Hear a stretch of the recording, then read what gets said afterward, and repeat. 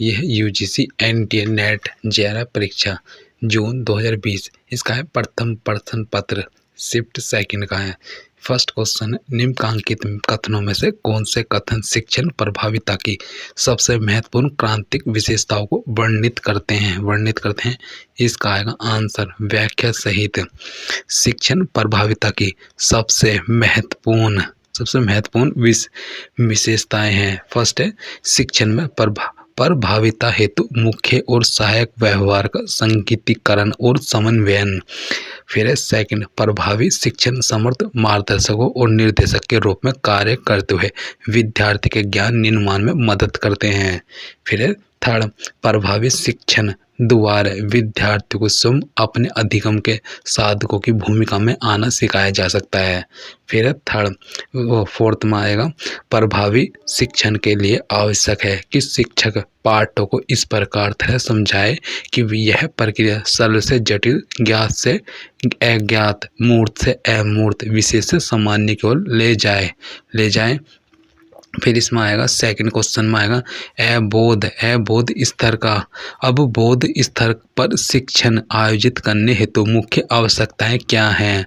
इसमें इसकी व्याख्या सहित में आएगा अब बोध स्तर पर शिक्षण आयोजित करने हेतु मुख्य आवश्यकताएं। फर्स्ट, प्रस्तुत किए जा रहे तथ्यों और अवधारणाओं से संबंधित सकारात्मक और नकारात्मक उदाहरण बड़ी संख्या में दिए जाएं।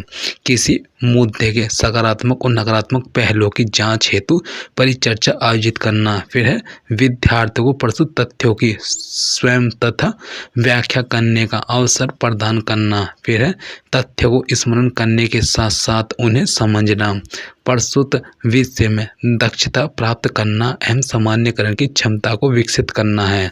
फिर इसमें आएगा सेकंड क्वेश्चन में आएगा एक विद्यार्थी को औपचारिक रूप से विभावित विषय के अध्ययन में अवधारणाएं और सिद्धांतों के अवबोध, विश्लेषण और व्याख्या में कठिनाई होती है। ऐसी स्थिति में अधिगमकर्ता के कौन से अभिलक्षण विशेषताओं की जांच करना सबसे संगत होगा? इसका है डी में आएगा संज्ञानात्मक अभिलक्षण विशेषताएं।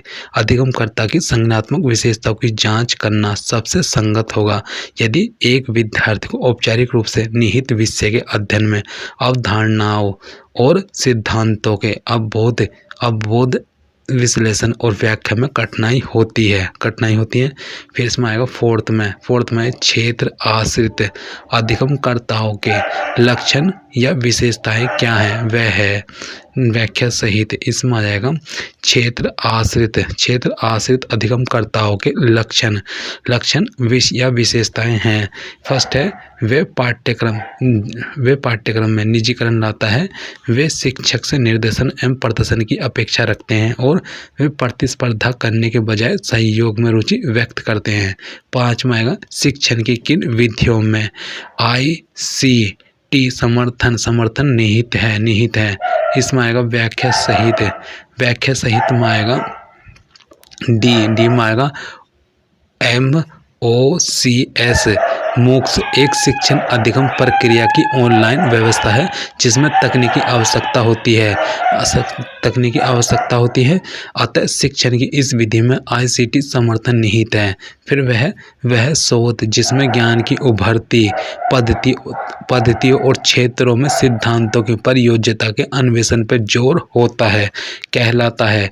ऑप्शन डी में भी आएगा द्वितीय स्तरीय शोध, लेकिन व्याख्या में आएगा द्वितीय स्तरीय शोध में ज्ञान की उभरती पद्धतियों और क्षेत्रों में सिद्धांतों की प्रयोज्यता के अन्वेषण पर बल होता है। यह एक प्रकार से किसी व्याप्त शोध के दायरे को बढ़ाने जैसा होता है।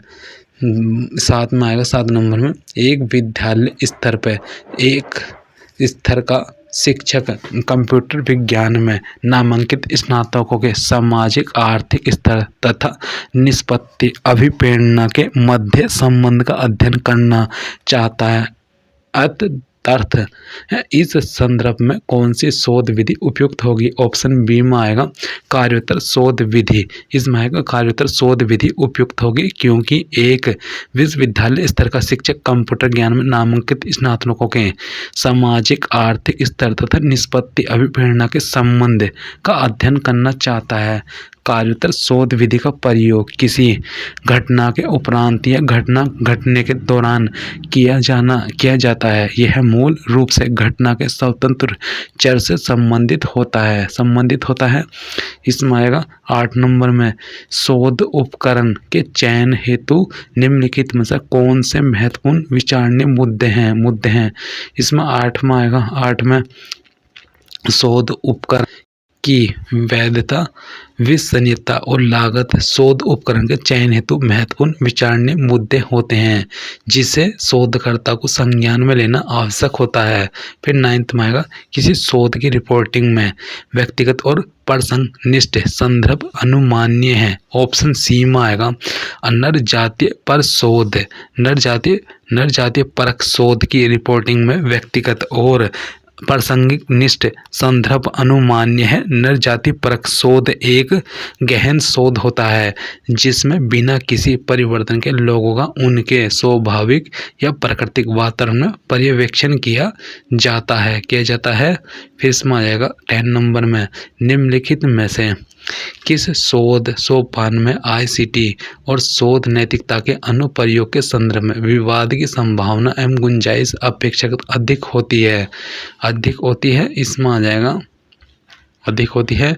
फिर इसमें है प्रदत्त विश्लेषण और शोध परिणामों की रिपोर्टिंग में ICT और शोध नैतिकता के अनुप्रयोग के संदर्भ में विवाद की संभावना अपेक्षाकृत अधिक होती है, क्योंकि इनकी संबंधित अनुप्रयोगों के आंकड़ों के संख्यात्मक मान पर निर्भर अधिक होती है। फिर है निम्नलिखित में से किसके साथ कक्षागत संप्रेषण प्रारंभ करना बेहतर होता है? ऑप्शन बी में आएगा बी में व्याख्यान द्वारा कक्षागत संप्रेषण प्रारंभ करना बेहतर होता है। व्याख्यान एक विधि है जिसके अंतर्गत कहानी बताने की परिकल्पना का प्रयोग किया जाता है, जो किसी वास्तविक मनुष्य या वृत्तांत पर आधारित होता है। फिर इसमें आएगा 12 नंबर में एक उत्तम कक्षागत वार्ता किसे विकसित करने पर सहायक होनी चाहिए? ऑप्शन सी में आएगा सारांश युक्त वाक्य। कक्षागत वार्ता अत्यंत आवश्यक है। यह विद्यार्थियों को उनके विचारों को सूत्रबद्ध करने में, विचारों का आदान प्रदान करने में और अपने अधिगम पर विचार करने में मदद करता है, और यह शिक्षकों को छात्रों के विचार को समझने और समझाने में सहायता करता है। अतः कक्षागत वार्ता सारांश युक्त वाक्य विकसित करने में सहायक होनी चाहिए। फिर 13 में एक उत्तम लिखित संप्रेषण में होंगे। इसमें आएगा ए में प्रत्याशित परियोजन। इसमें व्याख्या में लिखित संप्रेषण एक अमौखिक संप्रेषण का प्रकार है, और यह पढ़ने वाले और लिखने वाले के मध्य एक संबंध स्थापित करता है। यह स्वच्छ और समझने में आसान होना चाहिए। लिखित संप्रेषण संरक्षित विचारों के आधार पर होता है, अतः एक उत्तर लिखित संप्रेषण में प्रत्याशित परियोजन होगा। कक्षा में कुशल संप्रेषण की विशेषताओं में शामिल है। इसमें है कक्षा में कुशल संप्रेषण शिक्षक और छात्रों के मध्य कक्षा में परस्पर क्रिया को सम्मिलित करता है, जहां इसका उद्देश्य कक्षा के वातावरण को सकारात्मक बनाना होता है, जिसके द्वारा छात्र आसानी से अधिगम और संप्रेषण कर सकते हैं। कक्षा में कुशल संप्रेषण की कुछ विशेषताएं निम्न हैं। क्रिया विधि आधारित स्व अधिगम को प्रोत्साहन, विचार वेश प्रक्रिया, अन्योन क्रियात्मक और स्थिर तत्वों में संतुलन, अधिगमकर्ताओं के समाजमितिक पक्ष को समझाना, फिर करके सीखना, समक्ष क्रिया करना इत्यादि। फिर 15 नीचे दो कथन दिए गए हैं जिनमें से एक को अभिकथन और दूसरे को तर्क आर कहा गया है।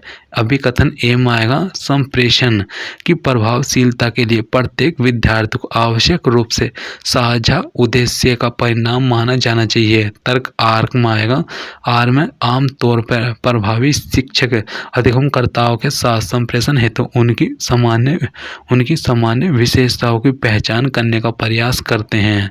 फिर इसमें है व्याख्या सहित में आएगा, इसमें है संप्रेषण की प्रभावशीलता के लिए प्रत्येक विद्यार्थी को आवश्यक रूप से साझा उद्देश्य का परिणाम माना जाना चाहिए, क्योंकि आमतौर पर प्रभावी शिक्षक अधिगमकर्ता के साथ संप्रेषण हेतु उनकी सामान्य विशेषताओं की पहचान करने का प्रयास करते हैं।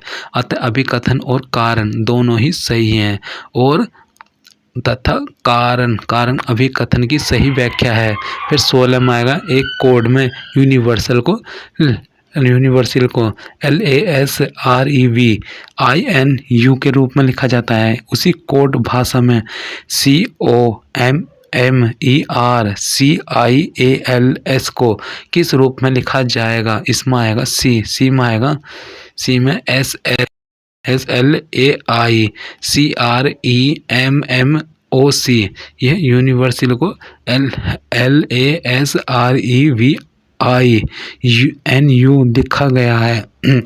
इससे स्पष्ट यह रूप से ज्ञात होता है कि कूट में शब्दों का क्रम वितरित रूप से लिखा गया है। अतः कॉमर्शियल COMMERCIALS को SLAICREMMOC लिखा जाएगा। फिर 17 में आएगा, 17 में एक नियत मूल धनराशि का 5% की वार्षिक ब्याज दर पर 2 वर्ष के लिए निवेश किया जाता है। चक्रवृद्धि ब्याज और साधारण ब्याज का अंतर ₹1 है। मूल राशि कितनी है? इसमें आएगा डी में आएगा 400 रुपये। 400 रुपये व्याख्या में आएगा दिया है और प्रतिशत 5% है, आर बराबर 5%, समय है 2 वर्ष। चक्रवृद्धि ब्याज और साधारण ब्याज का अंतर ₹1। अंतर बराबर P R स्क्वायर R/100 का होल स्क्वायर है। तो यह अंतर 1 है, P बराबर P है और R कितने 5 है, तो 5/100 का स्क्वायर है। तो यह 400। फिर P बराबर 400 रुपये। फिर इसमें आ जाएगा 18 नंबर में एक पुरुष बी की एकमात्र बहन ए है और बी के पिता की नाती सी है। ए का सी से क्या संबंध है? डी में आएगा, डी में माँ। संबंध चित्र निम्नवत है। संकेत पुरुष महिला है। फिर नामित पुरुष बी का पिता है, बी भाई है, ए माँ है, जिसका पुत्र एक है, सी है, चूँकि ए एक महिला है अतः ए सी की माँ है।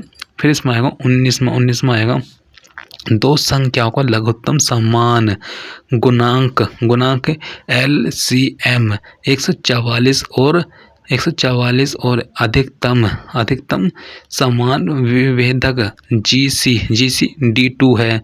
यदि उनका योग 34 है तो ये संख्याएं कौन सी हैं? डी में आएगा, डी में 18 16 दिया है। एलसीएम बराबर 144 एंड HCF बराबर 2।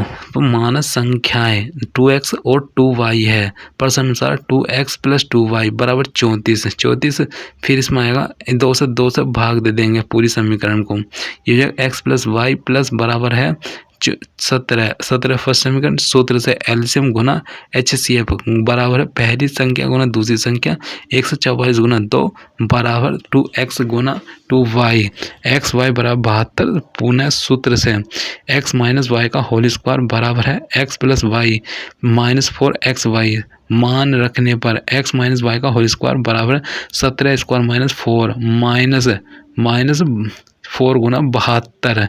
ये आ जाएगा x - वाई का होल स्क्वायर बराबर 289 माइनस 88 288 बराबर रहेगा एक्स माइनस वाई का होल स्क्वायर बराबर 1। फिर इसमें आ जाएगा समीकरण 1 और सेकंड को जोड़ने पर है x plus y plus x minus y बराबर 17 1 18 हो जाएगा, 2x हो जाएगा, 2x से 18 को देंगे तो x बराबर 9 आ जाएगा। समीकरण 1 से 9 प्लस वाई बराबर हो जाएगा y बराबर इसमें से 8 आ जाएगा, y का मान 8 है, y का मान 8। अतः संख्या है 2x में है 2 गुना 9 बराबर 18 और 2y बराबर होता है 2 गुना 8 बराबर 16। 20 में आएगा एक वस्तु की बिक्री पर 8% 10% है, 10% और 12% की 3 उत्तरवर्ती छूटों की वास्तविक समान छूट क्या है। इसमें ए बराबर बी, इसमें आ जाएगा बी में है 27.136% है। व्याख्या में ए प्रतिशत और बी प्रतिशत की दो निकट उत्तरवर्ती छूट पर विधि है। A plus B minus A B बटे 100 दिया है छूट 8%, 10% और 12%, 8% और 10% पर लेने पर बराबर है 8 प्लस 10 माइनस 8 गुना 10। इसमें आ जाएगा 18 माइनस 0.8 बराबर 17.2%। अब 17% और 12% लेने पर 17.2 प्लस 12 माइनस 17.2 गुना 12 बटे 100 29.2 माइनस 2.064 27.136%। 21 में आएगा शास्त्रीय भारतीय तर्कशास्त्र के अनुसार अनुमान के लिए निम्नलिखित में से कौन सी दशाएं आवश्यक हैं। इसमें आ जाएगा, इसमें है ए में आएगा, ए में शास्त्रीय भारतीय तर्कशास्त्र के अनुसार निम्न दशाएं आवश्यक है। फर्स्ट पक्ष में हेतु का संज्ञान, सेकंड हेतु और साक्ष्य के बीच अपरिवर्तित सहवर्तिता का संबंध। इसमें आ जाएगा 22 में जाएगा 22 में निम्नलिखित तर्क पर विचार कीजिए। मुख्य आधार वाक्य कोई भी वर्ग आयताकार नहीं होता। गौण आधार वाक्य सभी आयत वर्त होते हैं। निष्कर्ष कुछ वर्त नहीं, कुछ वर्त वर्ग नहीं है। उपरोक्त आधार वाक्य का क्या विन्यास है। इसका आएगा CEAO। इसमें आएगा मुख्य आधार वाक्य कोई भी वर्ग आयताकार नहीं होता है, ई। फिर इसमें है गौण आधार वाक्य सभी आयत वर्त होते हैं, ए। फिर निष्कर्ष में आएगा कुछ वर्त वर्ग नहीं है, ओ। उपरोक्त आधार वाक्य का विन्यास AEO है। फिर 23 में आएगा कुछ पशु हानिकारक नहीं, यह किस तर्क वाक्य का उदाहरण है। तर्क वाक्य का उदाहरण है 23 में आएगा बी में आएगा विशेष निषेध। फिर इसमें व्याख्या में कुछ पशु हानिकारक नहीं है, यह अंशव्यापी नकारात्मक है, विशेष निषेध तर्क वाक्य है।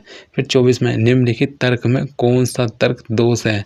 यह मिस्टर एक्स ने जो कहा उसमें वह गलत है क्योंकि वह स्वभाव से अनुशासनहीन है। इसमें आएगा ए में आएगा एड होमिनेम है, होमिनेम। इसमें आएगा व्याख्या सहित में आएगा एड होमिनेम। तर्क दोष तब होता है जब आप किसी व्यक्ति के तर्क पर ध्यान न देकर उसके व्यक्तित्व पर ध्यान देते हैं। यहाँ मिस्टर एक्स को अनुशासनहीनता के आधार पर गलत कहा गया। 25 में आएगा निम्नलिखित तर्क वाक्य पर विचार कीजिए। कोई टेलीविज़न कंप्यूटर नहीं होता, कुछ टेलीविज़न कंप्यूटर नहीं है। फिर इसमें है, इसमें आ जाएगा कुछ टेलीविज़न कंप्यूटर नहीं है, विरोध वर्ग इसके वर्ग ऑफ अपोजिशन के अनुसार उपरोक्त विरोध को क्या कहा जाता है। इसमें आएगा व्याख्या सहित। इसमें आएगा ए में आएगा उपासयन उन प्रस्तावनाओं में संबंध दर्शाता है जिनमें कर्ता और विधेय समान होते हैं, समान है। फिर इसमें है उपसहन उन प्रस्तावनाओं में संबंध दर्शाता है जिनमें कर्ता और विधेय समान हो परंतु मात्रा भिन्न हो। ए और आई, एम, ई और ओ के मध्य संबंध को उपसहन कहते हैं। कोई टेलीविज़न कंप्यूटर नहीं होता। ई, फिर कुछ टेलीविज़न कंप्यूटर नहीं है। ओ, यहाँ अतः यहाँ उपसहन संबंध है। 26-30 में आएगा प्रश्न संख्या 26 से 30 नीचे दिए गए आंकड़ों के अनुसार अगले 5 प्रश्नों के उत्तर दीजिए।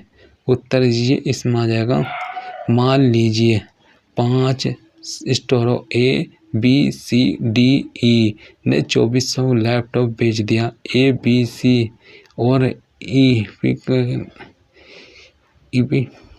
है लैपटॉप का ए बी सी डी और ई द्वारा बेचे गए लैपटॉप का प्रतिशत क्रमशः यह है 15%, 25%, 30%, 9% और 21% है। 26 में आएगा ए, सी, डी स्कोर को मिलाकर बेचे गए लैपटॉप की औसत संख्या कितनी है।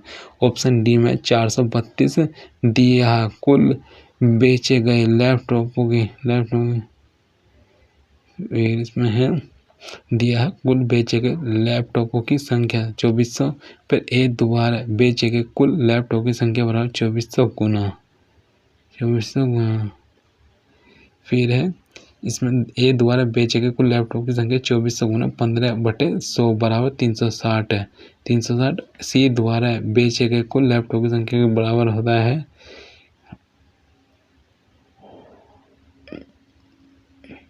फिर इसमें आ जाएगा सी द्वारा बेचे गए लैपटॉप की संख्या 2400 गुना 30/100 बराबर 720। डी द्वारा बेचे गए कुल लैपटॉप की संख्या 2400 गुना 9/100 बराबर 216। अतः ए, सी और डी द्वारा बेचे गए कुल लैपटॉप की संख्या 360 प्लस 720 प्लस 216। अतः अभिष्ट औसत बराबर 1296/3 बराबर 432 27। यदि उपर्युक्त दिए गए आंकड़ों को पाई चार्ट में दर्शाया गया होता है तो ई द्वारा बेचे गए लैपटॉप के अनुरूप केंद्रीय कोण क्या होता है। इसमें आ जाएगा बी, दिया है कुल बेचे गए लैपटॉप की संख्या बराबर 2400। ई द्वारा बेचे गए लैपटॉप की संख्या 2400 गुना 21/100 बराबर 504 है। ई द्वारा बेचे गए लैपटॉप की संख्या बराबर कुल संख्या बराबर कुल बेचे गए लैपटॉप की संख्या गुना 360।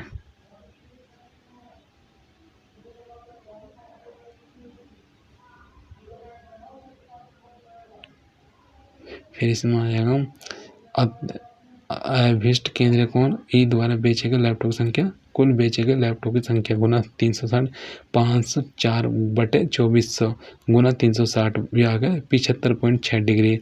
28 में आएगा स्टोर ए द्वारा बेचे गए लैपटॉप का स्टोर डी द्वारा बेचे गए लैपटॉप की तुलना में अनुपात क्या है। इसमें आ जाएगा बी में आएगा 5:3 दिया है। ए द्वारा बेचे गए कुल लैपटॉप की संख्या प्रतिशत में 15% और डी द्वारा बेचे गए कुल लैपटॉप की संख्या प्रतिशत में 9%। अतः अभिष्ट अनुपात है 15%, 9%। इसलिए अनुपात है 5:3। फिर इसमें आ रहा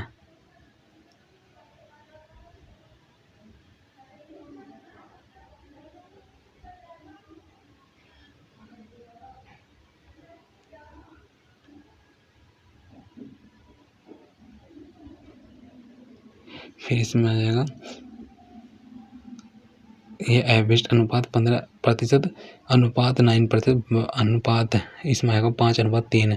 फिर 29 में स्टोर सी द्वारा बेचे गए लैपटॉप की संख्या और स्टोर ए और डी द्वारा मिलाकर बेचे गए लैपटॉप की संख्या कुल संख्या के बीच अंतर कितना है। इसमें बी 144 दिया है। इसमें कुल बेचे गए लैपटॉप संख्या कुल संख्या 2400 बराबर आएगा सी द्वारा बेचे गए लैपटॉप संख्या 2400 गुना 30/100। ये 20 चलाएगा, ये 720 आएगा। ए और डी द्वारा बेचे गए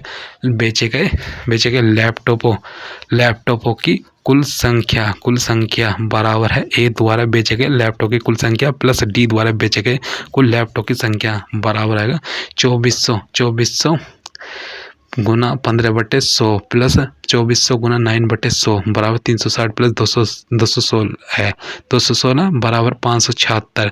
अतः अभिष्ट उत्तर होगा 720 माइनस 546/144।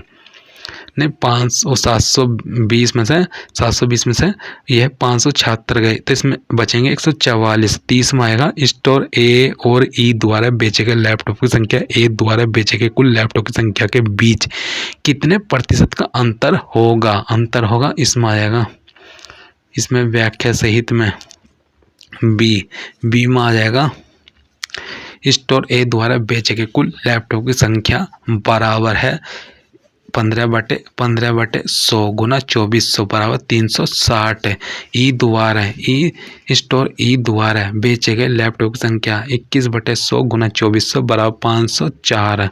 स्टोर ए और स्टोर ई द्वारा बेचे गए लैपटॉप की संख्या का अंतर 504 माइनस 360 बराबर 144। अतः स्टोर ए के संदर्भ में 144/360 गुना है 100। अभिष्ट प्रतिशत है 40% है। फिर